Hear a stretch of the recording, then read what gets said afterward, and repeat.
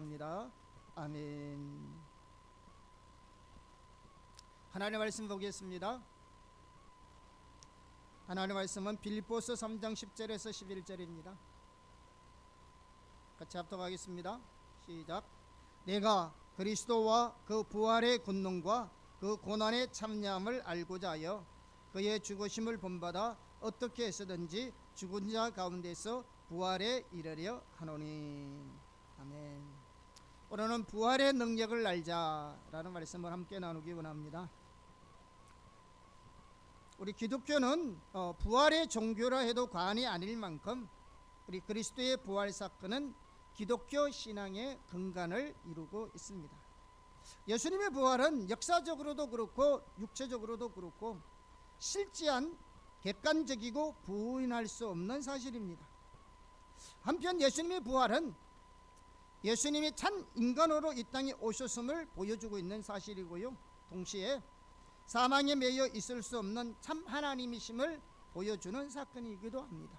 다시 말하면 예수님의 부활은 예수님의 인성과 예수님의 신성을 동시에 보여주는 사건인 것입니다.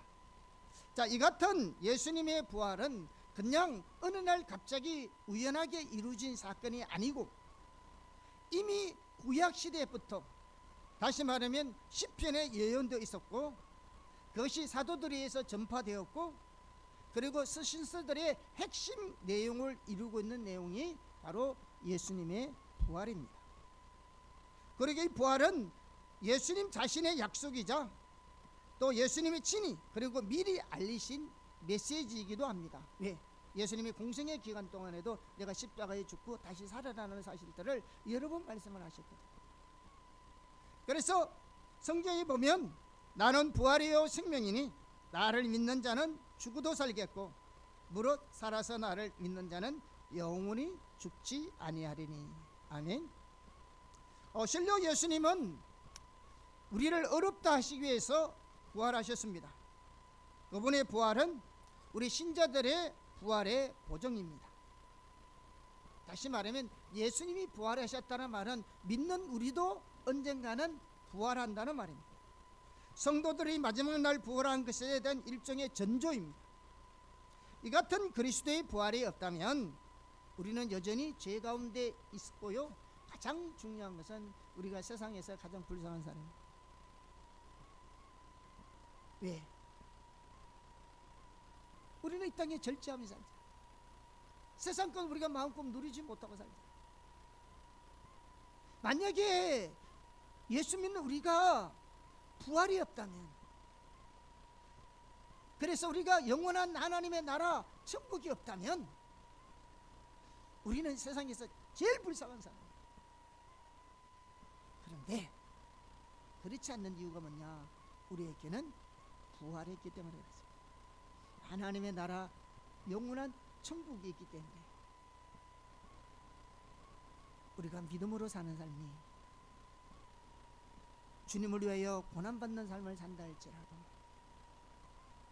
우리의 삶이 비록 부유한 삶이 아닐지는 몰라도 믿음 안에서 그분의 영광을 위해서 사는 삶은 우리의 몸이 부활하여 영원한 하나님의 나라에 갈 수 있다는 이 소망이 결단코 우리의 이 땅의 삶이 부끄럽지 않는 것입니다. 비록 내가 연약하게 살지라도, 때때로 내가 고통하고 아프고 힘들고 육체적인 질병 가운데 혹은 우리가 어떤 장애 가운데 산다 할지라도 우리가 이 삶이 결단코 부끄럽지 않는 이유가, 만약 슬퍼하며 살 수 없는 이유가 뭐냐면 우리는 부활하기 때문에 그렇습니다. 그 부활은 온전한 부활입니다. 예수님이 부활하신 그 모습대로 우리도 동일하게 우리의 몸에 부활이 있는 것입니다. 이게 우리의 소망이에요. 그러니까 우리가 세상 사는 거 비교할 필요가 없는 것입니다. 우리에게는 부활이 있습니다. 그래서 그런데 부활이 없다면 정말로 불쌍한 사람이죠. 그런데 이 부활의 능력을 단순하게 우리를 신령한 천국 가기 위해서 우리가 부활함만이 아니라 부활의 생명한 능력이 오늘날 우리의 삶 속에 역사하고 있다는 것을 알아야 합니다. 이걸 알아야 합니다. 그래서 오늘 이 부분에 대해서 좀 살펴보겠습니다. 첫째, 십자가의 복음과 부활. 자, 십자가는 복음의 핵심입니다. 바울은 복음을 고린도전서 2장 2절에 보면 뭐라 말했냐? 예수 그리스도와 그분의 십자가에 못 박히신 것으로 요약합니다.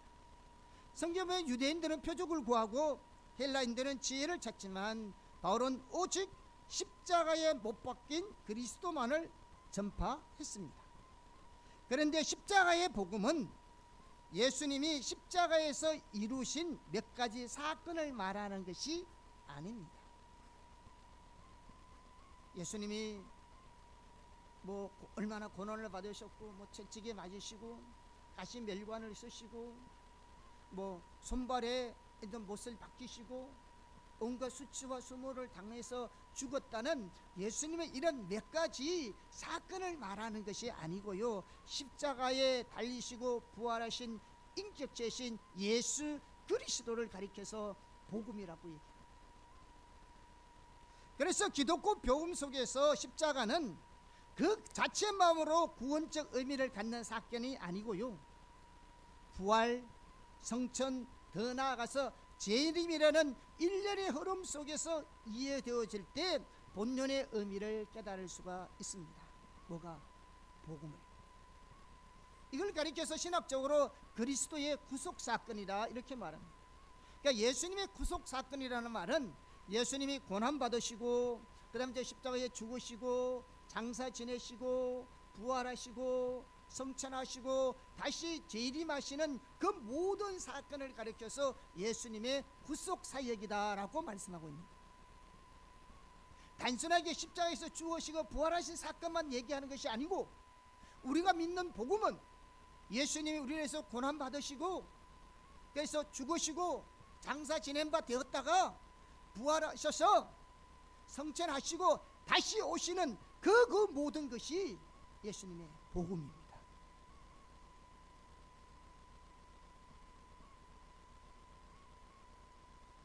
바울이 십자가에 못 박힌 그리스도를 말할 때 그가 말하는 십자가에 달리신 그리스도는 곧 바울 속에 내주하면서 그의 삶을 인도하시는 부활의 주님이었습니다. 그는 성령으로 성도들의 공동체에 임하시는 부활의 주님을 전제하고 있습니다. 그러니까 십자가의 복음을 전할 때는 뭐가 포함되어 있다? 부활과 주님의 성천하심과 다시 오실 그 예수 그리스도, 그것이 함께 포함되어 있다는 겁니다. 그리고 우리가 예수를 믿는다는 말도 예수님의 그 죽으심과 장사신행과 부활하심과 그런 성천과 재림을 믿는 것을 말합니다. 단순하게 우리가 죄에서 구원받는 사건만 말하는 것이 아니에요. 그분이 다시 오실 겁니다. 우리 주님이 다시 오실 겁니다. 그런데 우리는 이 마지막 중에도 마지막 시대에 우리가 살고 있습니다.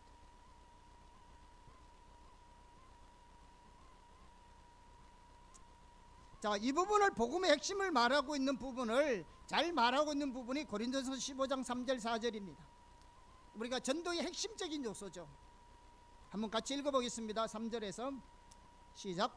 내가 받은 것을 먼저 너희에게 전하였노니 이는 성경대로 그리스도께서 우리 죄를 위하여 죽으시고 장사 지낸 바 되셨다가 성경대로 사흘 만에 다시 살아나사. 자, 이걸 보면 십자가 복음의 핵심이 뭔지 잘 나오고 있습니다. 그리스도께서 우리 죄를 위해서 죽으셨을 뿐만 아니라 장사되시고 부활하신 인격체신 예수 그리스도이심을 말씀하고 있습니다. 우리가 잘 아는 사도행전 16장에 보면 주 예수를 믿어라 그리하면 너와 너 집에 구원을 얻으리라 이랬을 때 주 예수 라는 말 속에는 뭐냐? 이미 부활하신 예수 그리스도가 그 속에 담겨 있어요. 그리고 믿는다는 말 속에서도 동일한 의미가 포함되어 있습니다. 그래서 우리는 예수님이 우리 죄를 위해서 구원하셨다는 이 구원, 이 구속사에 대해서 말할 때는 항상 뭐냐? 예수님의 고난과 죽음과 부활뿐만 아니라 성천하시고 다시 오실 예수 그리스도를 믿는 것입니다. 그 주님을 내가 믿는 것.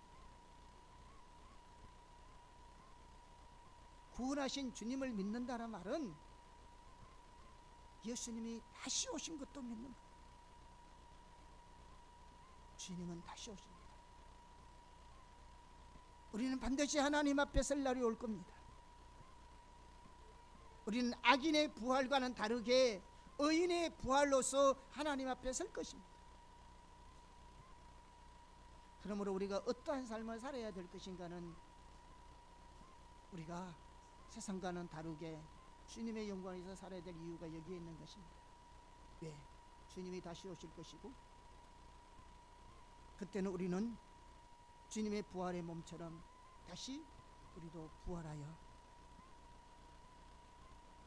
주님 앞에 설 것이기 때문에 그렇습니다. 초대교회 사도들이 전한 복음의 핵심도 바로 부활의 주님이었습니다. 사도행전 2장 32절을 같이 보겠습니다. 시작. 이 예수를 하나님이 살리신지라 우리가 다 이 일의 증인으로다. 아멘. 사도행전 3장 14절에서 15절입니다. 시작. 너희가 거룩하고 오롯신 이를 거부하고 도리어 살인한 사람을 놓아 죽이를 구하여 생명의 주를 죽였도다. 그러나 하나님이 죽은 자 가운데서 그를 살리셨으니 우리가 이 일의 증인이로다. 사도 바울이 전한 것은 부활하신 예수 그리스도를 전한 거예요. 이게 복음이었다고. 로마서 10장 9절에서 보면 같이 볼까요? 시작. 네가 만일 내 입으로 예수를 주로 시인하며 또 하나님께서 그를 죽은 자 가운데서 살리신 것을 내 마음에 믿으면 구원을 받으리라. 아멘. 베드로전서 1장 3절에서 4절을 보겠습니다. 시작. 우리 주 예수 그리스도의 아버지 하나님을 찬송하리로다. 그의 많으신 긍휼대로 예수 그리스도를 죽은 자 가운데서 부활하게 하심으로 말미암아 우리를 거듭나게 하사 산 소망이 있게 하시며 썩지 않고 더럽지 않고 쎄하지 아니하는 유업을 있게 하시나니 곧 너희를 위하여 하늘에 간직하신 것이라. 아멘. 예수님의 부활이 우리에게는 산 소망입니다. 살아는 소망이라고. 어떤 소망? 영원하게 하나님의 우리를 위해서 간직한 하늘나라에 간직한 하나님께서 우리에게 주시기로 약속하신 그 유업이 하늘나라에 간직하고 있기 때문에 이게 오늘날 우리에게 살아있는 소망이다. 우리는 땅의 것만 바라보고 사니까 땅의 것으로 인하여 감사하고 땅의 것으로 인하여 즐거워하고 땅의 것으로 인하여 행복하고 살고 있지만 우리가 주님의 십자가 부활과 이 복음을 통해서 구원받는 우리는 하늘에 우리에게 주신 예배해 놓으신 그 기업과 상격을 바라보면서 소망을 가지고 살아가는 겁니다.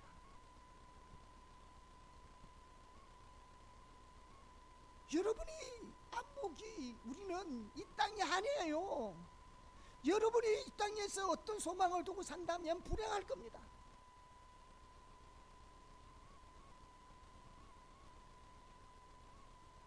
여러분 이 땅에 여러분이 소망을 두고 살아가면 하나님은 우리를 위해서 죽으시고 부활하셔서 우리를 거듭나게 하신 것은 하늘의 소망, 하나님께서 우리를 예비하신 하늘나라에 가서 하나님께서 우리에게 주신 이 기업. 기업하면 뭔지 생각나십니까? 세상의 기업, 기업체,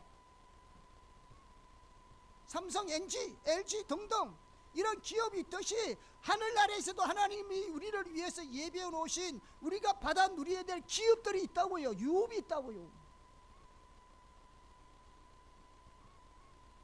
이걸 이 땅에서 바라보면서 주님을 위해서 살아라는 겁니다. 믿음으로 살아라는 겁니다. 이 하늘의 소망을 잃어버리면 우리는 쉽게 낙심할 수 있고요, 쉽게 좌절할 수 있고요. 많은 사람들이, 왜 크리스찬들이 자살합니까? 왜 크리스찬들이 자살하느냐고요. 뭐 때문에? 천국 빨리 가고 싶어서? 세상이 너무 힘들어서 나는 천국 빨리 가고 싶어 해서 빨리 간 거예요? 아니잖아요. 세상에 누리던 명예가 사라지고, 세상에 누리던 인기가 사라지고, 땅의 것에 소망을 둔 것이 사라지니까 삶에 의미가 없다 보니까 죽는 거잖아요. 이 그리스도인의 삶이에요? 하나님이 그리스도가 죽은 자 가운데서 부활하게 하심으로 하나님께서 우리를 거듭나게 하시고 우리를 구원하신 목적은 하늘나라에 주시는 그 유업을 소망 삼고 살아가기를 원하죠. 그래서 이 소망을 산 소망이라고 표현하고 있는 겁니다. 이 산 소망이라는 말은 소망이 살아있다는 단순한 묘사가 아니라 이 단어의 의미는 소망 자체가 행동하며 움직인다는 강한 의미가 들어있어요. 저는요, 이 소망이라는 단어의 의미가 잘 몰라서, 정말 잘 몰라요. 소망이 뭐예요? 여러분, 소망이 뭐예요? 이 소망에 여러분, 이 강력한 이 살아있는 소망 자체가 행동하고 움직인다니까요. 소망이 뭐예요? 저는요, 이걸 언제 깨달았나 그러면요, 우리 군사님이 여기 있지만 저희 매형이 그 암으로 이렇게 투병생활하고 계실 때 약이 없잖아요. 그래 마치 경북대학의 암병원 생태에서 그 뭡니까 임상 실험하는 그런 약을 이렇게 할 수 있는 그 대상자로 선정이 되었어요. 그것도 이렇게 조사해보고 해가지고 그것도 맞아야, 그 약에 맞아야 그것도 이렇게 실험할 수 있거든요. 그런데요, 그 대상자로 선정되었어요. 그런데요, 그 선정된 그것을 바라보면서 저희 매형이, 제가 포항에서 병원까지 왔다 갔다 모시고 다녔거든요.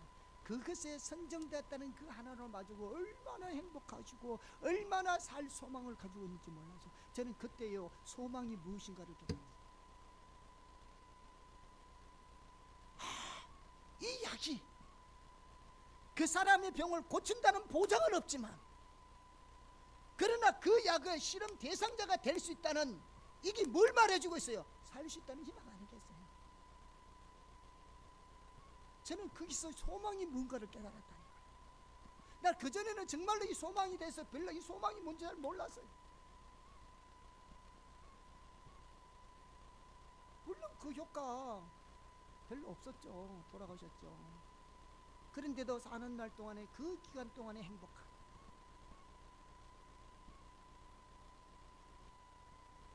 얘는 우리에게 내 삶에 용기를 주는 소망, 고난 가운데도 살아날 수 있는 이 힘, 온갖 역경 속에서라도 고난한 삶을 바라볼 수 있는 이 소망이 어디에 있어요? 그게 어디에 있었냐고요? 지금은 힘들지만 보다 나은 삶을 꿈꿀 수 있는 이 소망, 나를 일어서게 만드는 이 소망, 다시 뜨게 만드는 이 소망, 다시 살게 하는 의욕을 불태울 수 있는 이 소망, 이 소망이 어디에 있냐고요? 인생 가운데 있는 것이 아니라 하늘나라에서 하나님이 우리를 위해서 준비하신 유업이 이 땅에 우리의 소망이라고. 우리가 이 소망을 잃어버리고 사니까, 이 소망을 잃어버리고 사니까, 땅의 것에만 소망을 두고 사니까, 주님의 그 죽으심과 그 부활하심이, 그 하나님 우리를 긍휼히 여기시고 우리에게 은혜 베푸시는 그 사랑이 우리의 삶에 아무런 유익을 주지 못하는 거죠. 왜? 땅의 것에만 소망했어요. 그러니까 쉽게 예수 믿어도 좌절하고 낭망하고 실망하고 포기하고. 주님의 은혜가 어디 있습니까? 우리를 죽으시고 부활하신 그 주님의 생명이 어디에 있냐고요.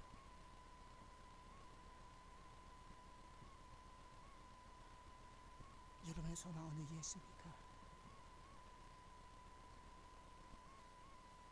여러분이 살아야 될 이유를 다시 한번 노력의 힘을 내고 기운을 내고 일어나야 될 그 이유가 어디에 있습니까? 하늘나라에 하나님이 우리를 위해서 예비하신 유업이 있다고요. 아멘. 이 길 우리를 움직이게, 이 길을 도로 활력게 만드는, 더 우리 내 인생을 밝게 만드는 겁니다. 아무리 지금의 내 인생이 암울하고 어둡다 할지라도 이 소망이 우리의 인생을 밝게 볼 수 있다고요. 비관적으로 볼 것이 아니라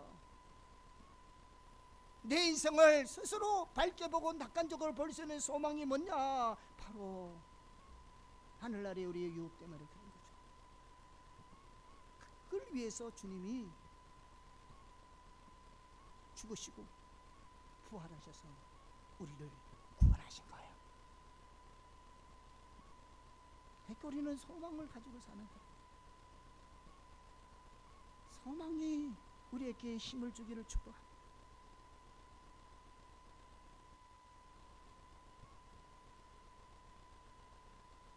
여러분, 초대교회 당시에 그들은 박해와 핍박과 공포가 그들의 마음을 사로잡고 있었어요. 그 가운데서 그들이 소망을 가질 수 있는 하늘나라의 유업을 바랍니다. 그들에게 땅의 아름다운 것을 약속한 게 아니라고요. 초대교회 성도들만큼 박해받고 핍박받은 세대가 어디 있었습니까? 그들에게 주는 소망이 뭐냐? 너 조금만 있으면 너는 좀 더 잘 살게 될 거야. 조금만 있으면 이 핍박이 사라질 거야. 조금만 기다려. 조금만 더 참고 지내. 그렇게 말한 것이 아니라 우리의 기업은 하늘나라에서. 그러니까 믿음을 배도하지 마라. 순간의 아픔과 핍박과 박배와 고난을 피하기 위하여 너 신앙을 저버리지 마라. 하나님의 긍휼로 예수 그리스도의 십자가에 죽으신가 그 부활의 은혜를 통해서 우리를 구하신 것은 하늘나라에 하나님의 유업을 얻기 위함이니 그 소망으로 승리하라. 그 해결책을 땅의 것으로 해주시지 않았어요. 땅의 것으로 약속해서 그들을 유로하지 않았다니까요. 하늘의 소망을 통해 하늘나라의 기업, 하늘의 유, 이게 있다고요. 우리 젊은 청년들 지발하고 땅의 것만 바라보고 살지 마세요. 현실만 바라보고 살지 마세요. 여러분이 이 땅에서 아무리 큰 기업을 이룬다 할지라도 그것이 곧 하늘나라에 내가 받을 기업은 아닌 거예요. 이 땅의 성공이 하늘나라 성공이 아니라고요. 이 땅의 부유함이 하늘나라의 부유함이 아니라고요. 내가 어떻게 살았냐, 그게 중요한 거죠. 재벌하고 땅의 것만 보고 살지 마세요. 주님이 우리를 위해서 구원하시고 부활하신 그 은혜가 우리를 땅의 것만 추구하고 땅의 것만 바르도록 살지 않습니다. 그래서 바울이 뭐라고 말했어요? 우리의 시민권은 하늘나라에 있는, 우리는 하늘나라 시민.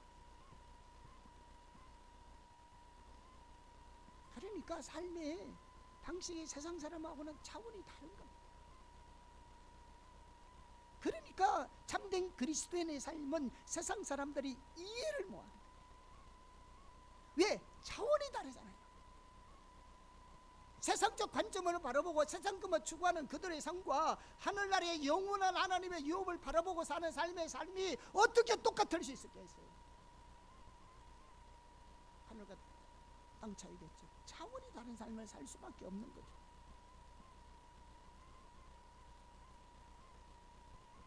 십자가가 불발탄이 아니라 의미 있는 살건으로 해설될 수 있는 것은 십자가가 부활로 이어지기 때문에 그렇습니다. 만약에 예수님이 십자가에서 죽으셨다면 그렇겠죠.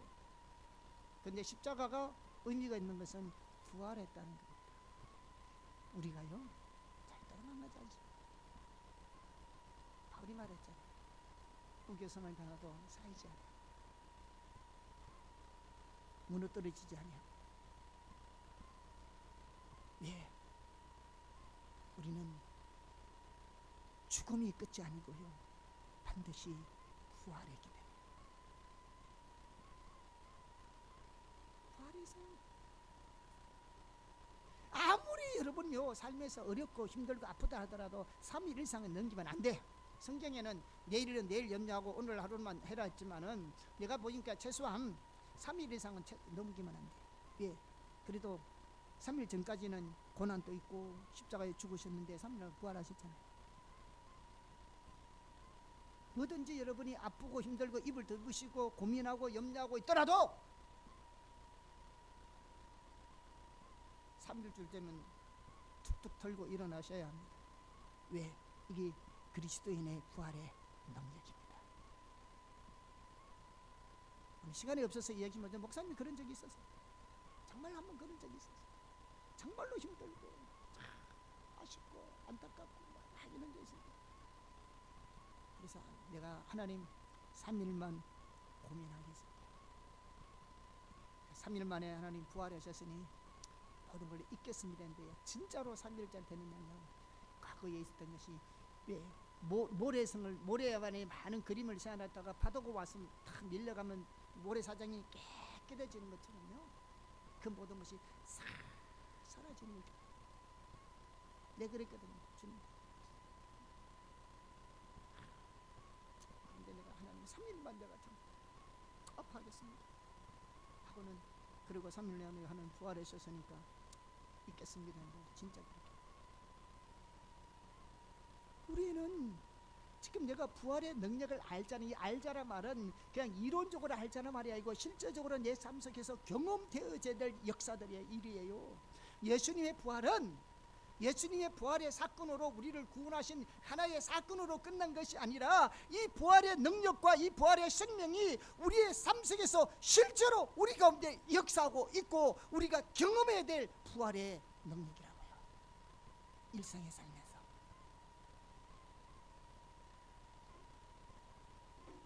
지금 우리 가운데 역사하고 있는 모든 하나님의 능력의 역사는 부활의 생명의 역사라고요.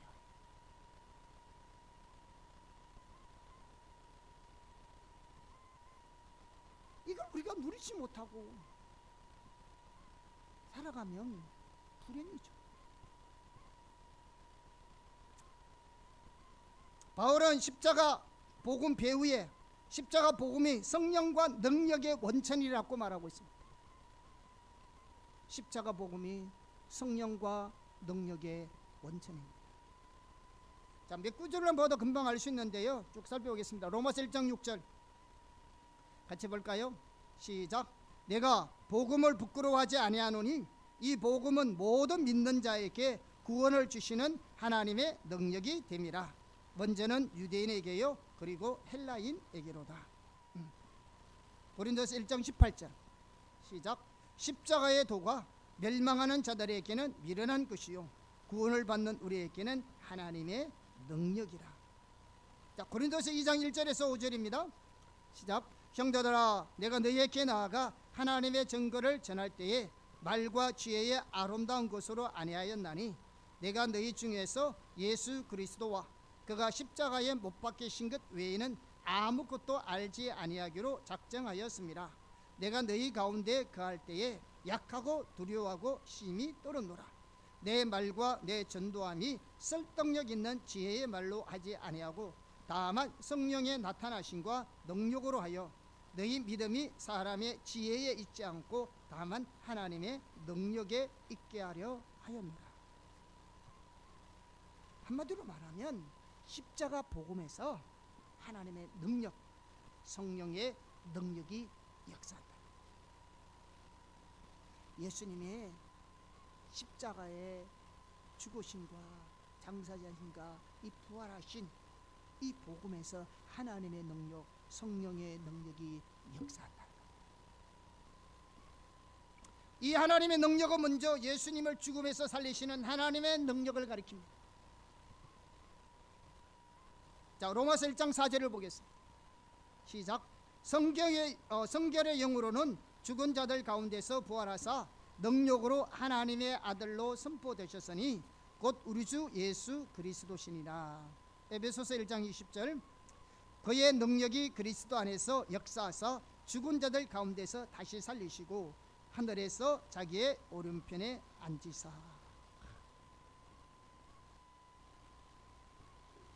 하나님의 부활의 능력이 죽은 우리에게도 역사하셔서 우리를 살리십니다. 그리고 이 부활의 역사는 죄로 죽은 자들을 살려낸 성령의 역사를 통해서 확인되고 구체화됩니다. 자, 에베소서 2장 4절에서 6절입니다. 시작. 긍휼이 풍성하신 하나님이 우리를 사랑하신 그 큰 사랑을 인하여 허물로 죽은 우리를 그리스도와 함께 살리셨고 너희는 은혜로 구원을 받은 것이라. 또 함께 일으키사 그리스도 예수 안에서 함께 하늘에 앉히시니. 자, 여기 보시면요, 세 가지 단어가 나오는데 함께 살리시고 함께 일으키시고 함께 하늘에 앉히시나니. 이 세 동사 모두 뭐가 강조되는, 앞에다가 뭐가 붙어있어요? 접두사가 함께라는 단어가 붙어있습니다. 이러한 접두사는요, 하나님께서 그리스도께 행하신 이 세 가지 행위들이 동일하게 우리에게도 행하신 일임을 보여줍니다. 예수님이, 하나님께서 예수님을 죽은 자 가운데서 살리시고 일으키시고 부활하신 이 하나님의 이 능력의 일들이 함께라는 단어를 써서 하나님의 예수님을 일으키셨던 그 하나님의 능력이 오늘 우리에게도 동일하게 그 이러한 일들이 일어났다는 말. 아멘. 그런데 더 놀라운 것은요, 본문의 세 동사가 모두 부정 과거형으로 서 있습니다. 우리가 성경 해석할 때는요, 가장 기본적인 것은 역사적으로 또 문자적으로 문법적으로 해석하는 것이 가장 보편적인 해석학의 기본입니다. 예, 그래서 왜 헬라어를 기록했냐면 헬라어는요, 이 시제가 명확합니다. 이게 시제가 명확하니까 이게 어떤 의미로 말했는지를 정확하게 우리에게 전달해 줄 수 있는 내용입니다.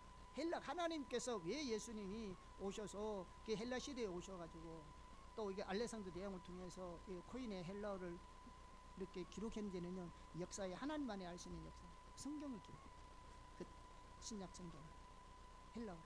그러니까 아주 정확하게 잘 전달하죠. 이게 부정 과거형인데, 과거형이란 뭐냐면, 부정 과거형은요, 이 과거에 이루어진 이 사실을 말해주고 있잖아요. 과거에 일어난 일들을. 그런데 이 과거에 일어난 일들을 미래에 된 일들도 과거에 일어난 일들처럼 말하고 있다는 거죠. 그건 뭐냐, 이미 과거에 일어날 일이지만 이미 이루어진 일과 다름없다는 뜻으로. 그러니까 그 사실이 명확하다는 말로 부정과거형을 선포해요. 무슨 말 이해하셨죠? 예를 들면 과거의 일이지만 이미 일어난 일들처럼 성경에는 표현되어 있다고요.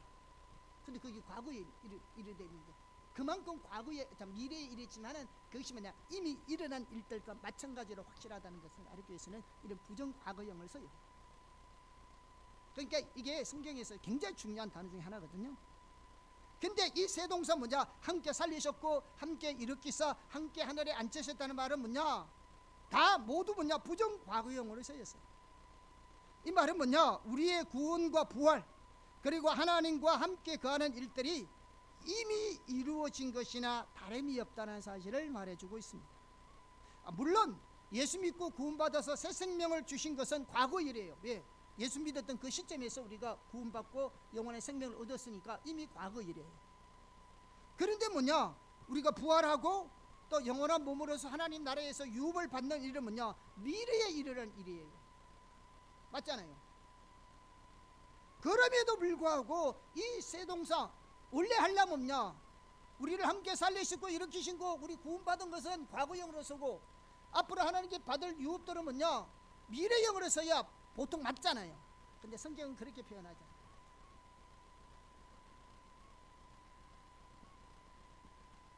미래에 일어날 일도 확실하게 일어날 일이기 때문에 과거형으로 표현해요. 이미 이루어진 것과 다름없다. 이게 성경의 독특한 표현입니다. 이만큼 하나님이 말씀하시면 반드시 이루어집니다. 지금 이게 그래서 이것들이 비록 미래에 일어날 사실이긴 하지만 과거 사실만큼 너무나 확실하고 확정되기 때문에 이 모두가 부정 과거형으로서 나왔습니다. 할렐루야.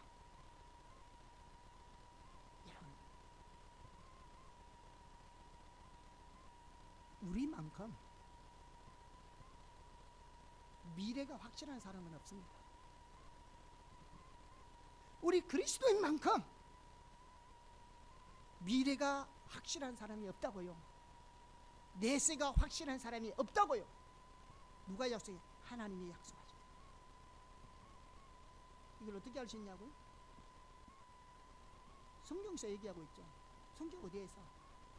여러분, 구약 성경을 보세요. 목사님이 지금 이게 한다고 이거 또 자료를 정리해서 이렇게 준비하면서요, 제가 이거 구약 이거 이제 열왕들의 이거 사무엘상하 열왕기상하를 쭉 보면서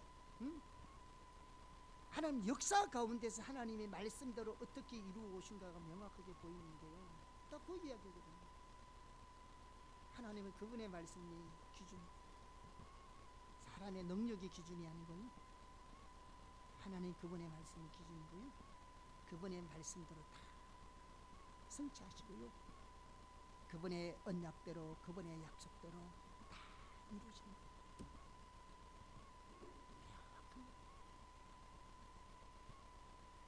우리만큼 미래가 확실한 사람이 없다니까. 우리만큼 내세가 확실한 사람이 없다니까. 이미 여러분 생각해 보세요. 예수님만 보더라도 수백 년 전에 예수님에 대한 예언들이 실제로 역사 가운데 이루어졌고, 예수님 어느 한순간 오는 건 아니잖아요. 그분의 말씀대로 다 이루어졌고, 부활하시고 승천하시고 다시 오실 것입니다. 그 예수님의 구속사역 중에서 예수님이 죽으시고 예언을 통해 실제로 오셔가지고 죽으시고 부활하시고 승천하시고 다시 오실 건데 뭐만 남았어요? 뭐만 남았어요? 재림만 남았잖아요.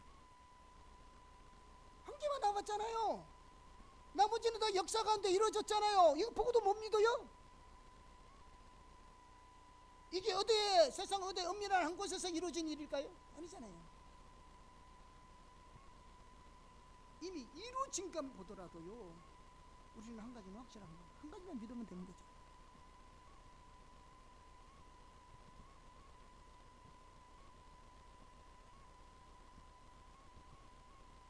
우리의 미래는 확실합니다. 당연 것을 보지 마세요.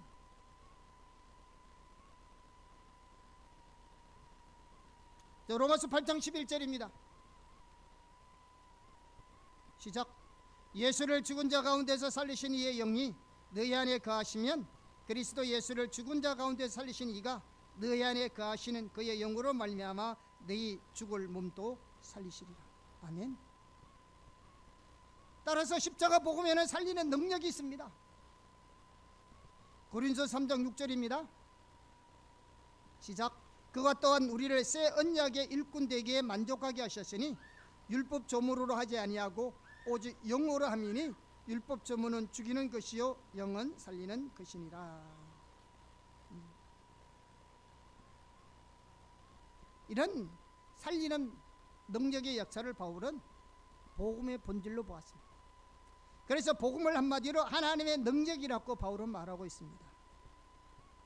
죄와 허물에서 우리를 구원하는 능력, 사탄의 모든 억압에서 자유케 하는 능력, 우리의 모든 저주와 질병으로부터 구원하는 능력, 죄와 세상을 이기는 능력, 우리를 변화시키는 능력이 복음 안에 있습니다. 주님의 십자가와 부활을 통해서 우리에게 주신 은혜입니다. 특별한 이 은혜가 우리 가운데 있기를 주의 이름으로 축복합니다. 죽을 몸도 살린다. 저는 이 말씀을 보면서 우리가 수료 중에 있는 교수님들이 생각납니다. 이 부활의 생명이 죽을 몸도 살린다. 물론 우리가 죽을 영원한 우리의 몸이 부활되는 의미도 있겠지만은 하나님 죽은 자도 살리셨잖아요. 특별하게 이 부활의 주일날 육체적으로 질병 가운데 있는 우리 모든 공동체와 지체들 가운데 하나님 부활의 생명의 은혜가 있기를 주님의 이름으로 축복합니다.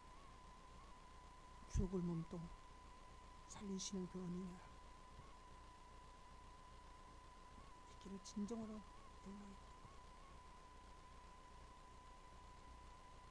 우리가 누려야지. 물론 생명의 주관자는 주님이시니 살고 죽는 것은 주님의 손에 달려있지만, 그러나 주님의 부활의 능력은 죽은 몸도 살리시다. 아멘. 하나님의 은혜가 있기를 축복합니다.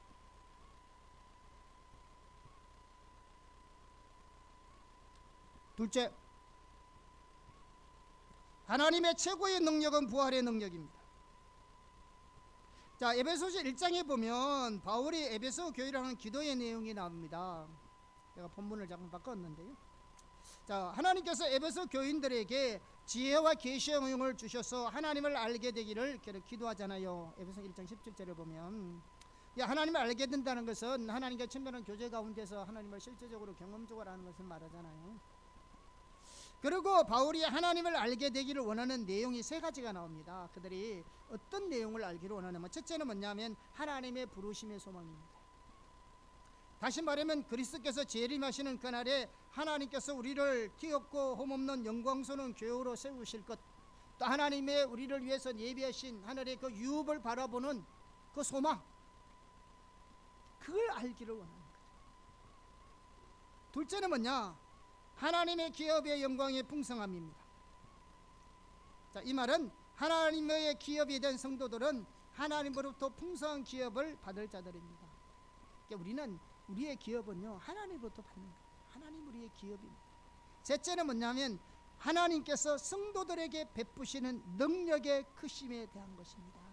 바울이 특별하게 에베소 교인들에게, 그것도 불과 에베소 교회가 세워진 지 얼마 안 됐던 초신자와 같은 그런 그리스도의 에베소 교인들에게, 또 에베소는 특별히 우상숭배가 만연한 도시 중에 하나인데 마치 경주와 같은 도시. 자, 그런 도시에 사는 영적으로 어린아이 같은 성도들에게 뭘 알기를 원하냐 그러면, 특별하게 세 번째, 하나님께서 그들의 마음의 눈을 밝혀 그들로 하여금 그들과 함께 하시는 하나님의 능력이 얼마나 크신지를 경험하기를 원하는 겁니다. 예수님의 십자가의 죽으심과 부활의 능력은 단순하게 우리를 구원받고 천국 가기 위해서 믿는 믿음의 요소만 되는 것이 아니고, 예수님의 죽으심과 부활의 능력은 내 삶 속에서 경험되어져야 될 하나님의 능력이라고요.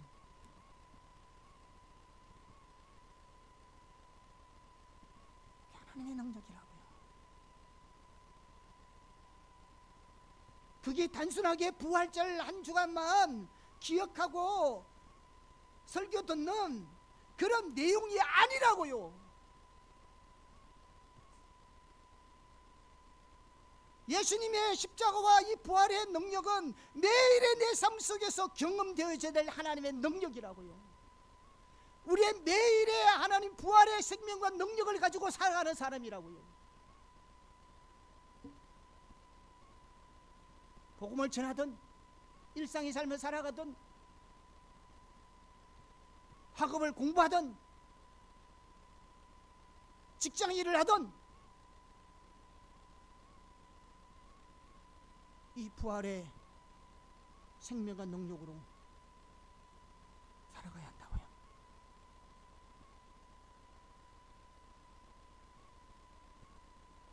그래서 바울은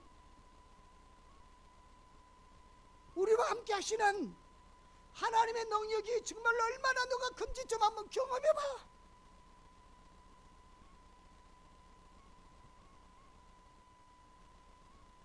그래서 에베소 교인들에게 늘 기도하는 겁니다. 하나님, 저들에게 하나님의 능력이 얼마나, 그들과 함께 하시는 하나님의 능력이 얼마나, 그러니까 이게 우리 가운데 함께 하고 있는데 우리가 그걸 모르는 거잖아요. 이게 뭐 초대교회, 에베소 교회에 있는 게 아니라 오늘 우리들에게 또 똑같은 겁니다. 하나님의 놀라우신 능력의 역사가 우리와 함께 하고 있는데 왜?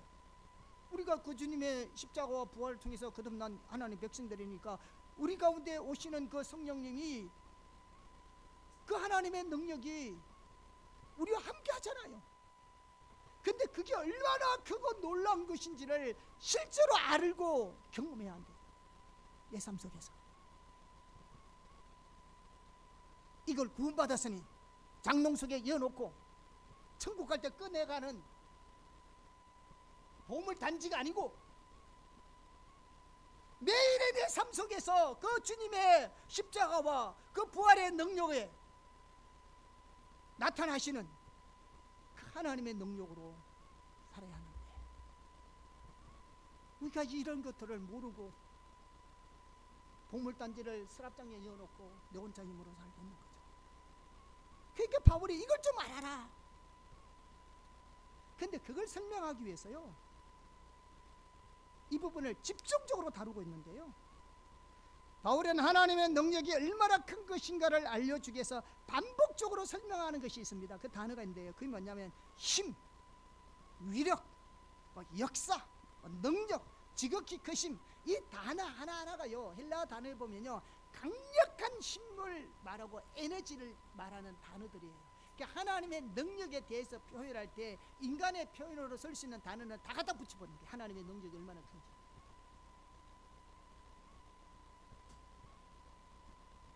우리 가운데 함께하고 계시는 그 하나님의 능력이 얼마나 큰지를, 그 능력을 표현할 수 있는 단어들을 몽땅 다 가지고 표현할 때 그만큼 우리 가운데 함께 하시는 이 하나님의 능력이 이만큼 크다는 거예요.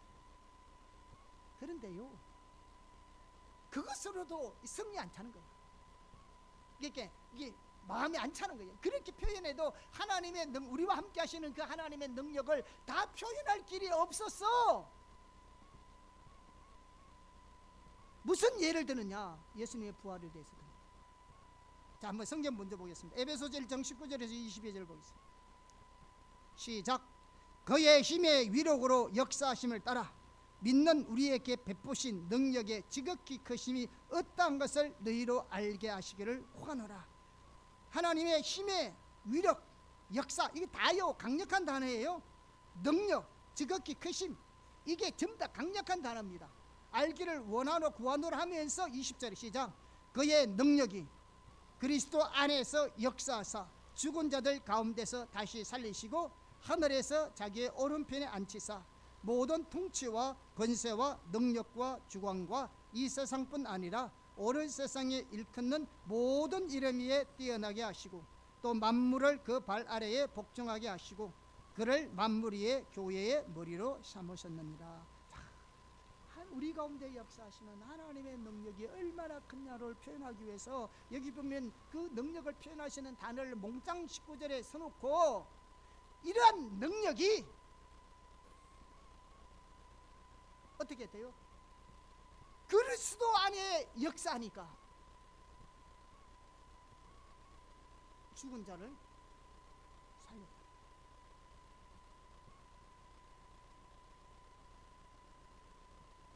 에베소 교인들, 이 하나님의 능력이 얼마나 큰 줄 알아? 그럼 예를 드는 겁니다. 이 능력이 죽은 예수님에게 역사하니까 죽은 자가 살아나.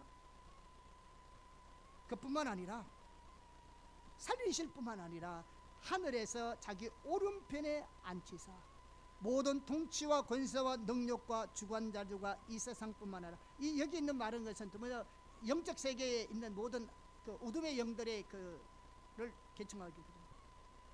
이 세상과 뿐만 아니라 오늘 세상에 일컫는 모든 이름 위에 뛰어나게 하시고 만물을 그 발 앞에 복종하게 하시고 그 만물 위에 교회의 머리로 삼으시고 뭐가 하나님의 능력이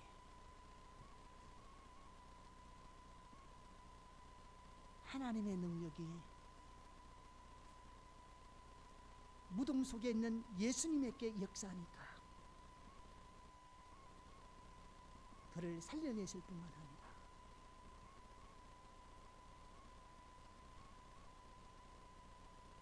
모든 경쟁자들보다도 뛰어나게 높여 하늘에서 자기의 오른편에 앉히셨을 뿐만 아니라 만물을 그 발 아래 복종하게 하시고 그를 만물의 교회의 머리를 삼으시고 교회는 그분의 몸이 되게 하셨던 것입니다.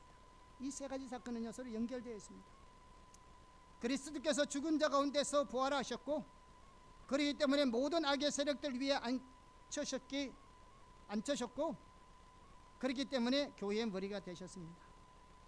다시 말하면 하나님의 능력을 드러내는 최절정의 사건이 뭐냐? 하나님이 천지창조도 하시고 수많은 분을 모세를 통해 이루신 하나님의 능력, 엘리사와 엘리야를 통해서 나타난 수많은 능력, 예수님의 시대의 제자를 통해서 나타난 수많은 능력과 기적의 역사들이 많이 있지만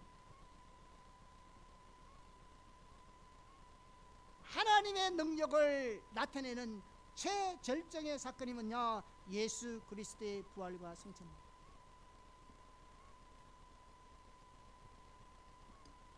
그 에페프 브루스라는 신약학자가 있습니다. 지금은 소천하셨고요. 그러나 아주 유명한 훌륭하신 신약학자입니다. 그분이 이렇게 말했는데요. 하나님이 우리를 위한 사랑의 가장 큰 표현이 독생자 예수의 대속적 죽음이라면, 그렇잖아요. 하나님 우리를 사랑하시는 그 사랑의 가장 큰 표현이 뭐라고? 예수님이 우리를 위해서 십자가에 죽으신 거잖아요. 로마서 5장 8절 말씀처럼. 그와 같이 하나님이 우리를 위한 사랑의 가장 큰 표현이 독생자 예수의 대속적 죽음이라면 우리를 위한 하나님의 능력의 가장 큰 표현은 그리스도의 부활이다. 우리를 위해서 하나님의 능력이 얼마나 큰 것인가를 나타내주는 증거가 뭐냐? 예수 그리스도를 죽은 자 가운데 다시 살리신 사건이다.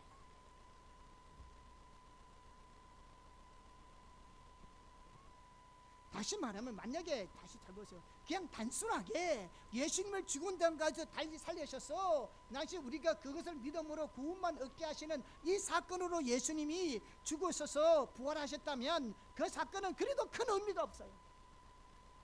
구원만 받는 것이니까. 근데 예수님의 부활과 하나님께서 예수님을 죽은 자 가운데서 다시 살리시고 부활하셔서 믿는 자에게 우리를 구원을 주시는 그 은혜는 예수님을 구원하기 위해서 예수님만 그렇게 살리신 것이 아니고 예수를 믿는 오늘 우리에게도 동일하게 그 하나님의 영으로 말미암아 우리를 살리신다는 겁니다. 예수님에게 임했던 그 은혜가 동일하게 믿는 우리에게도 하나님께서 그렇게 역사하신다는 겁니다. 그래서 아까 함께 했다 했잖아요. 그래서 우리가 알아야 할, 하나님을 알아야 할 것들 중에 중요한 요소 하나 중에 뭐냐? 하나님의 능력입니다. 그 능력을 알려주는 중요한 사건이 보다 예수님의 부활입니다. 예수님의 부활입니다.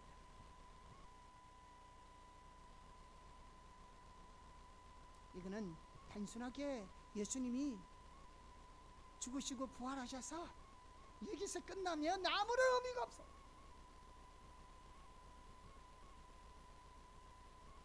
여기서 끝나면 아무 의미가 없다니까.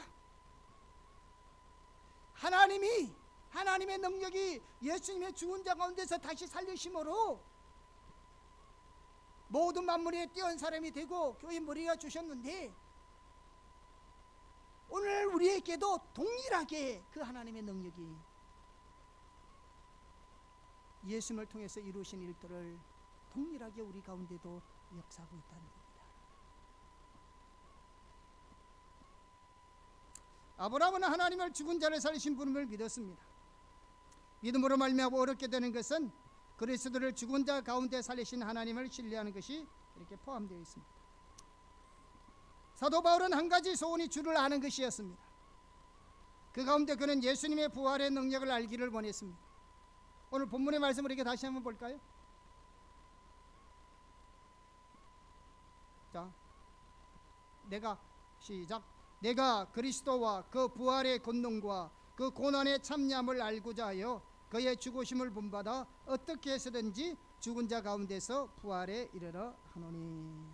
사도 바울은 에베소 교회를 위해 그렇게 기도했을 뿐만 아니라요, 자신이 먼저 예수님의 부활의 능력의 실제를, 그리고 예수님이 십자가 부활을 통해 이루신 그 승리의 실제를 더 알기를 원하고 열망하고 추구했습니다.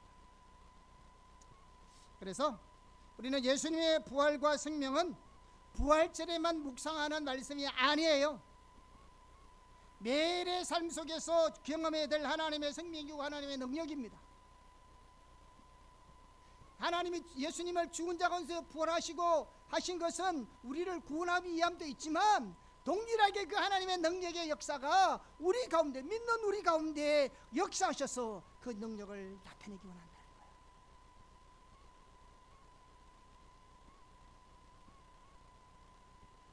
사도 바울이 빌보 4장 13절에 뭐라고 고백하고 있습니까? 같이 읽어볼까요? 4장 13절 시작. 내게 능력 주신 자 안에서 내가 모든 것을 할 수 있느니라. 우리 예수님의 죽은 자 가운데 살리신 능력의 하나님을 우리가 신뢰해야 될 줄 믿습니다.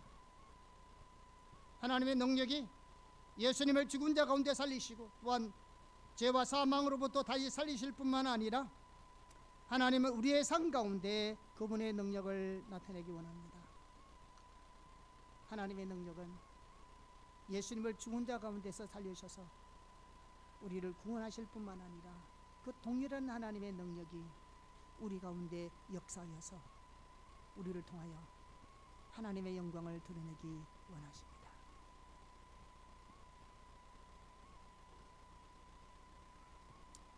예수님을 죽은 자 가운데 다시 살리신 그 하나님의 놀라운 능력이 저와 여러분의 삶 속에 실제가 되기를 주님의 이름으로 축복합니다. 그리고 이 부활의 능력을 경험하십시오. 그게 주님의 부활이 주는 축복입니다. 아멘. 찬양 앉아가겠습니다.